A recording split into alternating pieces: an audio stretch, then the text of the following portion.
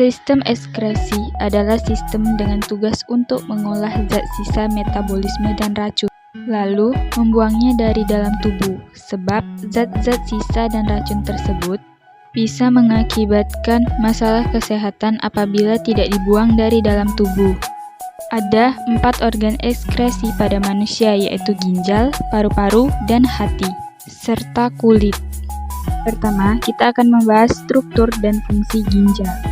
Manusia memiliki 2 buah ginjal yang berwarna merah gelap dan berbentuk seperti kacang merah. Panjangnya sekitar 10-13 cm dan lebarnya 5-7,5 cm. Bagaimana mekanisme ekskresi yang dilakukan oleh ginjal? Zat-zat apa yang diekskresikan ginjal? Sebelum membahas itu, kita harus mengetahui letak ginjal.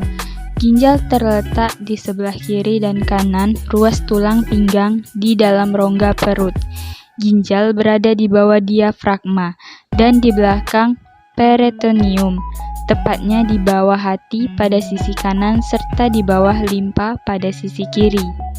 Struktur ginjal manusia tersusun atas 3 bagian, yaitu korteks, medula, dan pelvis. Pada satu unit ginjal manusia terdapat sekitar 1 juta nefron dengan panjang total tubulus sekitar 80 km. Nefron merupakan unit fungsional dan struktural terkecil dalam sistem ekskresi pada ginjal. Setiap nefron terdiri atas badan Malpighi dan saluran nefron. Pada bagian nefron inilah berlangsung proses penyaringan dan zat-zat sisa dalam darah, reabsorpsi air, dan zat-zat penting, serta penambahan zat-zat yang tidak diperlukan tubuh. Nefron terdapat di bagian korteks dan medula ginjal. Pada bagian korteks terdapat badan Malpighi, serta saluran nefron yang meliputi tubulus contortus proximal dan tubulus contortus distal. Badan Malpighi mengandung glomerulus yang diselubungi oleh kapsula Bowman. Sementara itu, pada bagian medula terdapat lengkung Henle naik dan lengkung Henle turun, dan tubulus collectivus. Tubulus collectivus berhubungan dengan rongga ginjal atau pelvis ginjal yang berfungsi menampung sementara urin yang telah terbentuk. Selanjutnya, urin tersebut akan dialirkan menuju ureter yang bermuara pada kantong kemih atau vesika urinaria. Sebagai alat ekskresi, ginjal akan menjalankan 3 tahapan dalam proses pembuangan atau pembentukan urin, yaitu penyaringan atau filtrasi, penyerapan kembali atau reabsorpsi, dan pengumpulan atau augmentasi. Tahap pertama yaitu filtrasi. Pembentukan urin diawali dengan proses filtrasi yang terjadi di dalam kapiler glomerulus, yaitu kapiler darah yang bergelung-gelung di dalam kapsula Bowman. Pada proses filtrasi, sel-sel darah, trombosit, dan sebagian besar protein plasma disaring dan diikat agar tidak turut dikeluarkan bersama urin. Sementara itu, zat-zat kecil terlarut dalam plasma darah seperti glukosa, asam amino, natrium, kalium, kalsium, klorida bikarbonat, garam lain, dan urea dapat melewati saringan. Hasil dari proses filtrasi berupa urin primer. Tahap kedua yaitu reabsorpsi. Proses reabsorpsi berlangsung di tubulus contortus proximal yang meliputi reabsorpsi air, reabsorpsi zat-zat tertentu, dan reabsorpsi zat-zat penting yang masih diperlukan oleh tubuh. Pada proses reabsorpsi air, sekitar 99% dari air yang menembus membran filtrasi akan direabsorpsi secara pasif melalui proses osmosis sebelum mencapai ureter. Pada proses reabsorpsi, zat-zat tertentu dapat terjadi secara transport, aktif, dan difusi. Zat-zat yang mengalami transport aktif pada tubulus contortus proximal, yaitu ion Na+, K+, PO43-, NO3-, glukosa, dan asam amino. Ion Na+ mengalami difusi dari sel-sel tubulus menuju pembuluh kapiler. Sementara itu, pada proses reabsorpsi, zat-zat penting bagi tubuh, asam amino, glukosa, asam asetoasetat, dan vitamin akan direabsorpsi secara aktif. Dalam proses reabsorpsi tersebut akan dihasilkan urin sekunder. Tahap terakhir yaitu augmentasi. Augmentasi atau sekresi tubular adalah proses penambahan zat-zat yang tidak diperlukan oleh tubuh ke dalam urin sekunder yang berlangsung di tubulus contortus distal. Sel-sel tubulus menyekresi ion hidrogen dan amonium, urea, kreatinin, dan racun ke dalam lumen tubulus melalui proses difusi. Ion-ion ini kemudian menyatu dengan urin sekunder. Dari proses augmentasi ini akan dihasilkan urin sesungguhnya. Urin yang terbentuk akan disimpan sementara di kantong kemih. Setelah itu urin akan dikeluarkan dari tubuh melalui uretra. Proses pengeluaran urin dari dalam tubuh adalah mikutrasi. Jika di dalam kantong kemih tersimpan urin sekitar 200-300 ml, akan timbul refleks rasa ingin buang air kecil. Proses mikutrasi dimulai dari ginjal, ureter, kantong kemih, berakhir di uretra. Volume urin yang dikeluarkan setiap orang berbeda-beda dalam setiap hari. Kondisi ini dapat terjadi karena dipengaruhi oleh beberapa faktor. Faktor-faktor yang memengaruhi produksi urin diantaranya hormon antidiuretik, usia, gaya hidup, dan aktivitas, kondisi kesehatan, psikologis, cuaca, serta jumlah air yang diminum.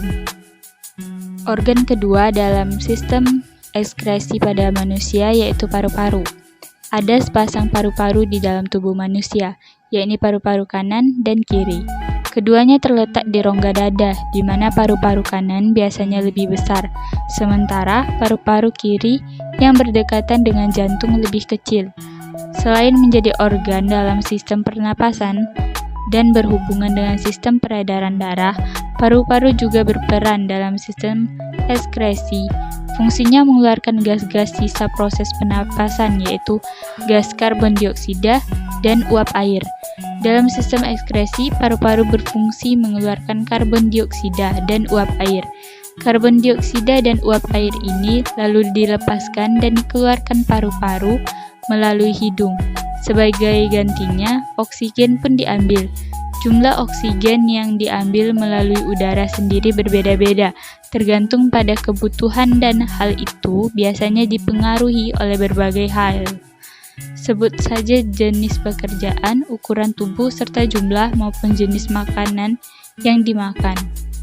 Sebagai hasil zat sisa metabolisme, CO2 diangkut oleh darah melalui 3 cara, yaitu karbon dioksida larut dalam plasma dan membentuk asam karbonat dengan enzim anhidrase 7% dari seluruh CO2. Karbon dioksida terikat pada hemoglobin dalam bentuk karbaminohemoglobin.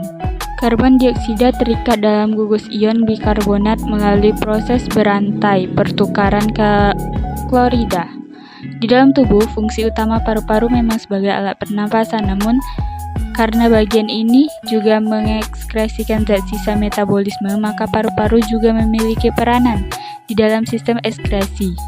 Karbon dioksida dan air hasil metabolisme di jaringan diangkut oleh darah melalui vena untuk dibawa ke jantung. Dari jantung lalu akan dipompakan ke paru-paru untuk berdifusi di alveolus. Selanjutnya, H2O dan CO2 dapat berdifusi atau dapat dieskresikan di alveolus paru-paru karena pada alveolus bermuara banyak kapiler yang mempunyai selaput tipis. Organ ketiga pada sistem ekskresi pada manusia yaitu hati. Hati merupakan organ bagian dalam manusia yang berukuran paling besar. Organ ini berada di bagian atas sebelah kanan abdomen dan di bawah tulang rusuk. Hati mempunyai keunikan di antaranya dapat memperbarui atau menumbuhkan kembali sel-sel yang sudah rusak akibat terluka atau penyakit. Hati terdiri dari lobus kiri dan lobus kanan, dengan posisi sedikit saling menindih. Lobus kanan hati berukuran 5-6 kali lebih besar daripada lobus kiri. Selain itu, lobus kiri hati memiliki bentuk lebih runcing daripada lobus kanan.